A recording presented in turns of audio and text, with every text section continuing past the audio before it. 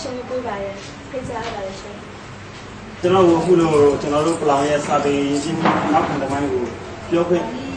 ပေးစီစဉ်ပေးတယ်ကျွန်တော်တို့ဒီပလောင်စာပေရင်းချင်းနေ့ကိုစီစဉ်ကျင်းပပေးတဲ့ကျင်းပရေးကော်မတီတော်များကျေးဇူးတင်တယ်ပြီးတော့ကျွန်တော်ရဲ့ဒီလိုစာပေရင်းချင်းနေ့မှာလာပြီးတော့မှကျွန်တော်တို့လာရအားပေးတဲ့ကျွန်တော်ရဲ့တော်လိုင်းမိတ်ဆွေ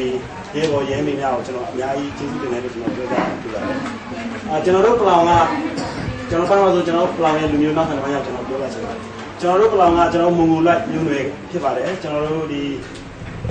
မွန်ဂိုလိုက်မျိုးနွယ်ကျွန်တော်မွန်ခမာအုပ်စုပေါ့နော်ကျွန်တော်မွန်ခမာအုပ်စုမှာဒီဗမာပြည်မှာတော့ကျွန်တော်ပလောင်ဝမွန်ကျွန်တော်တို့အုပ်စု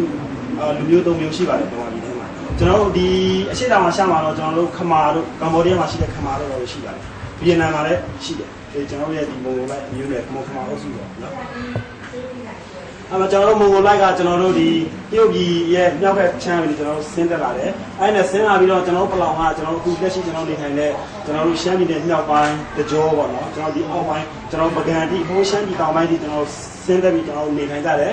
အဲ့မှာကျွန်တော်ဝလူမျိုးတော့ကျွန်တော်တန်လွင်ကြီးအရှိဘက်ချမ်းမှာအခြေချလာပြီးနေထိုင်ကြတော့အဲ့မှာကျွန်တော်တို့မွန်ကြတော့ကျွန်တော်တို့ဒီပမာပြည်ရဲ့ကျွန်တော်တို့